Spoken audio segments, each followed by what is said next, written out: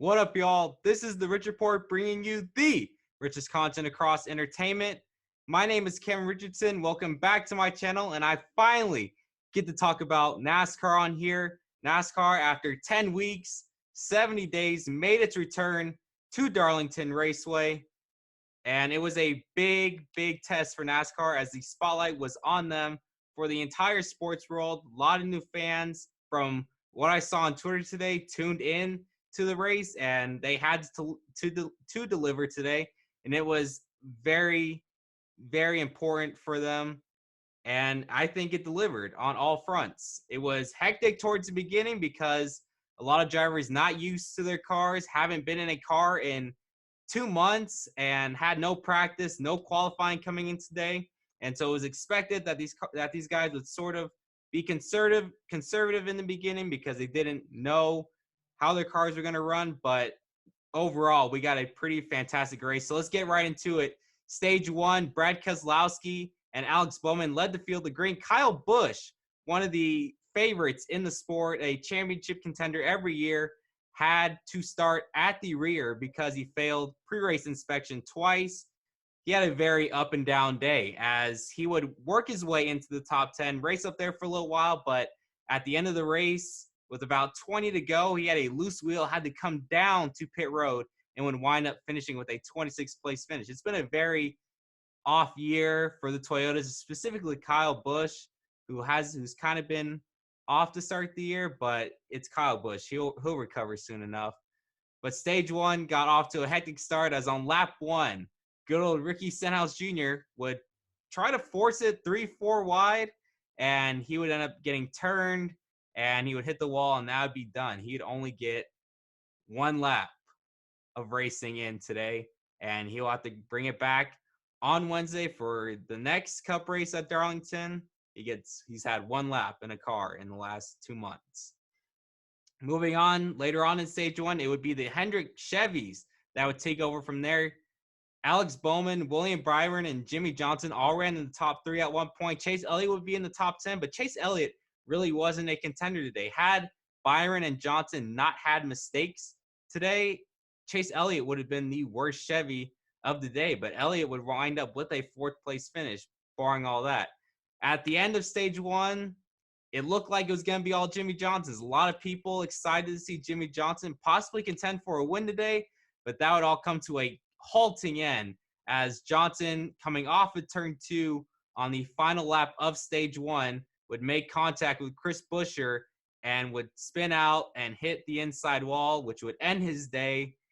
It was it's hard to determine whose fault it was because it's the reaction time has to be on point, and Chris Buescher sort of checked up coming off of turn 2, and Johnson just couldn't slow up in time. It's a racing incident. I don't think really anybody's really at fault for it. At first, I blamed Johnson for just not just giving it to Buescher, not trying to force it too wide, but it really came down to a reaction thing. It was just a racing incident. Going into stage 2, it now became the Byron Bowman show. You had Harvick up there now. Truex had a really bad stage 1, but he would recover, work his way up to the front of the pack throughout the race, would wind up with a 6th place finish. As bad as this first stage went, it was pretty impressive that he came back and finished 6th. But then William Byron would have trouble later on. He had a loose wheel in stage 2. That would ruin his race. He would wind up finishing 35th. He's been really off and on so far through 5 races this year. But then once it was just Bowman would run at the front for a majority of the race. Then it'd be Kevin Harvick who would dominate from there, led over 100 laps to take the race win. Kevin Harvick, his first win of 2020. He's finished in the top 5 in every single race so far this year. Kurt Busch would finish 3rd. He had a great run today in his Chip Ganassi Chevy. Then Chase Elliott would finish 4th, and Denny Hamlin would round out the top 5.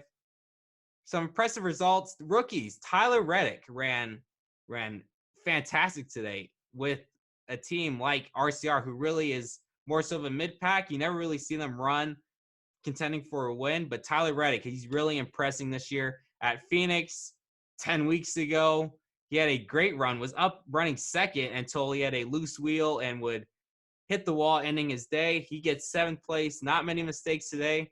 Very impressed by what he's done so far this year. John Hunter Nemechek scored for Front Row Motorsports with the 38 car. Their first top 10 on a non-plate track. We all know David Reagan, how great he was at plate races with that team. John Hunter Nemechek is able to get the team's first top 10 with that 38 team under Front Row Motorsports. So congratulations to them. Matt Kenseth, the 48-year-old, is back in NASCAR for the first time since 2018. He picked up a top 10. Great to see him back performing well, at least. Ryan Newman returned after his horrifying crash at Daytona back in February. Was able to get cleared by NASCAR, was able to come back now in mid-May and scored a top 15 finish, which is very impressive after he did spin out late in the race. Getting 15th is big for Ryan Newman. Guys that struggled today, Ryan Blaney was never a factor. He finished 16th. Joey Logano, shockingly, did not run well, finished 18th.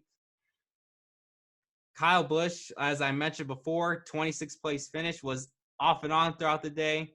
And yes, good old Jimmy Johnson finishes 38th, and then Ricky Stenhouse would finish last. Now, going into Wednesday's race, Ryan Preece, because he finished 20th, it inverts from 1 through 20. So Ryan Preece and Ty Dillon will lead the field to green on Wednesday, while Kevin Harvick and Alex Bowman will start 20th and 19th. It's inverted. I'm not sure about the rules for 21st through 40th, but I think it's all been determined. I will link the starting lineup for Wednesday in the description. But yeah, this is exactly what NASCAR needed. They needed this race to be good, and it was good. If you didn't like it, well, probably shouldn't watch. But if you're a racing fan, if you're trying to get into racing, this was a highly entertaining race, and I can't wait to see what Wednesday night provides, given that there is no weather, because weather is supposed to hit around that area for a majority of the week. Thanks for watching this video. We have a written recap written by our own Sean Clark that I will link in the description as well if you prefer a written version. Also, we will have this podcasted as well on Spotify, SoundCloud, and Apple Podcasts. Make sure to check us out everywhere. Make sure to follow our social medias. They will all be linked in the description, and we will see you in the next video. Thanks for watching.